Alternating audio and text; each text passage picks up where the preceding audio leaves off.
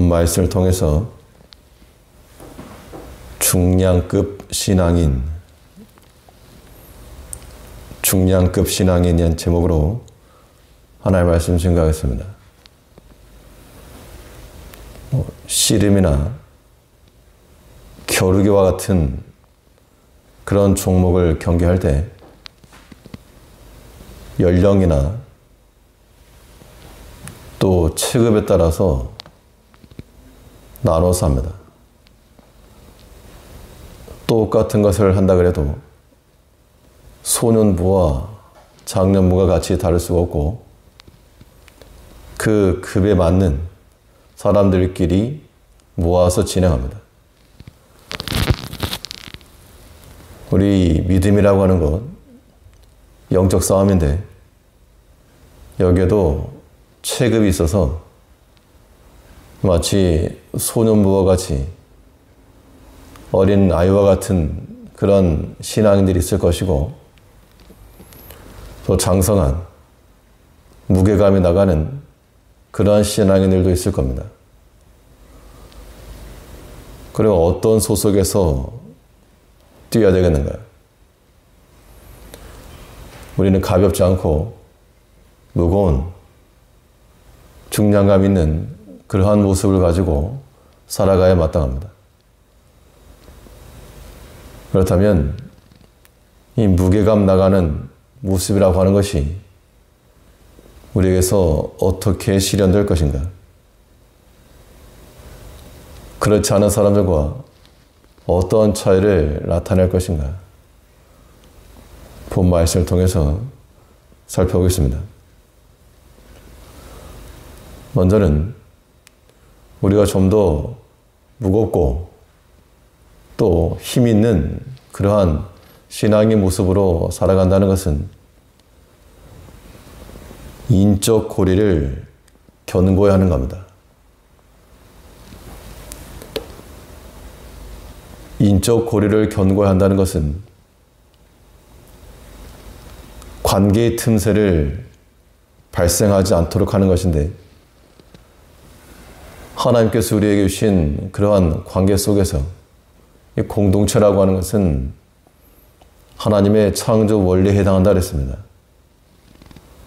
그 사이에서 틈이 발생하지 않도록 촘촘한 그러한 고리를 만들어가는 것이 강성한 신앙인들의 모습이 되는 겁니다.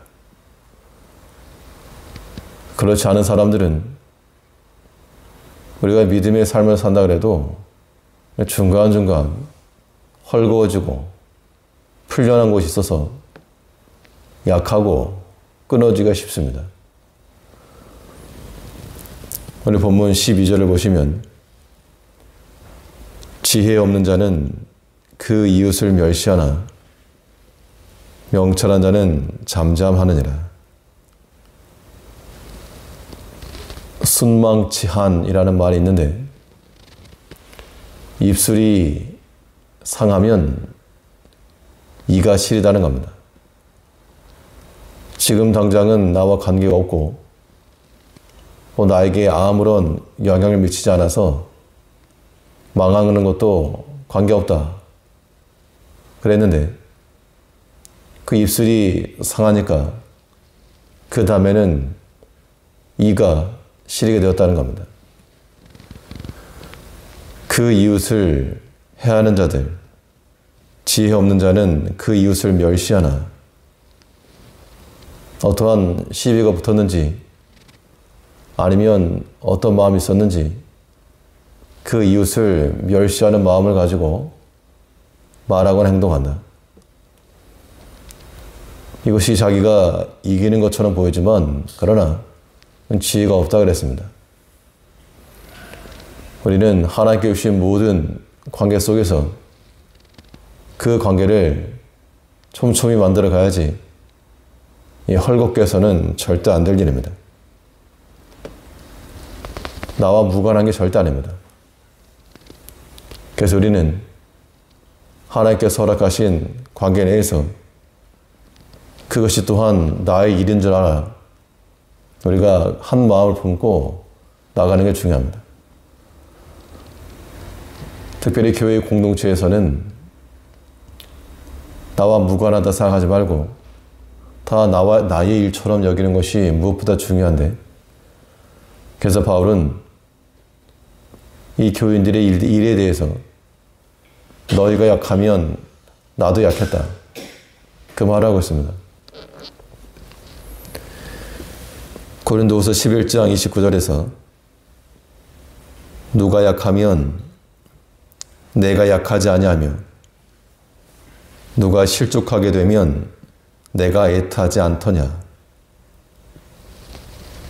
나와 무관하다 그래서 속으로 통쾌하게 여기거나 아니면 아무런 감흥도 없이 그렇게 살지 않았고, 약한 자들이 있으면 마치 자신이 약함을 당한 것처럼 같은 마음을 품고 기도하고 또한 돌아봐주고 손을 내밀어 준 겁니다. 하나님께서 우리에게 그런 모습 가지고 살라고 말씀하시는 겁니다. 이 관계성이라고 하는 것이 중요해서 내가 비록 한 사람과의 문제, 다른 사람과는 아무런 문제가 없는데 한 사람과의 문제가 발생한다. 그럼 그 하나 때문에 전체가 영향을 받을 수도 있습니다. 모세가 구스 여인을 아내로 취했을 때 이 아론과 미리암이 비방을 했습니다. 그때 하나님께서 이 미리암에게 문둥병이 걸리게 하셨는데 그로 인해서 7일 동안 백성들이 움직이지 못하고 다 제자리에 스톱하고 말았습니다. 다른 백성들과는 아무런 문제가 없고 어떻게 보면 친한 자기의 피부치와 같은 피부치인 그러한 형제인데 거기에서 이 관계를 비난함으로 끊었다가 전체 해를 주었다는 겁니다. 우리 믿음의 체급이 있다는 것은 그런 것까지라도 생각을 하는 겁니다.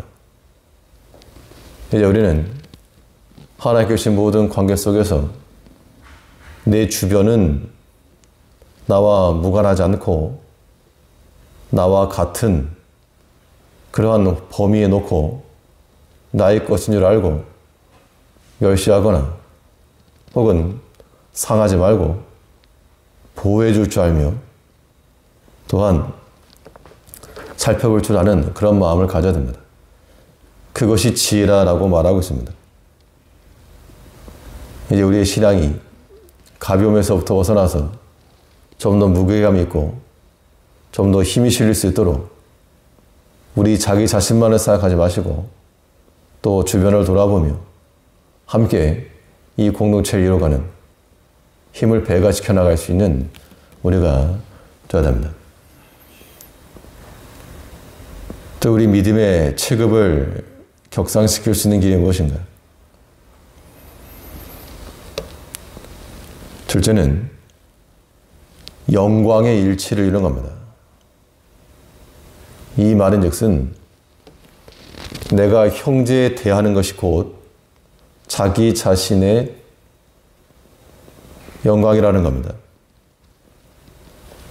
어떤 사람이 유치한 말을 꺼내면 거기에 분이 나서 나도 똑같이 용서한다.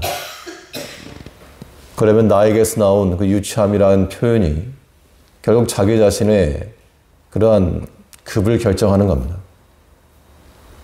그러한 측면에서 우리는 때로 욕을 받을지라도 욕하지 아니하고 비난을 받을지라도 도리어 축복을 하며 이것이 마치 무게감 있는 중량감 있는 그런 신앙인들의 모습이라는 겁니다. 본문 13절에서 두루 다니며 한담하는 자는 남의 비밀을 누설하나 마음이 신실한 자는 그것을 숨기느니라. 한담한다라고 하는 말이 뭐 좋은 말 하겠다는 거 아닙니다. 약함을 들춰내고 사실을 말한 걸 겁니다.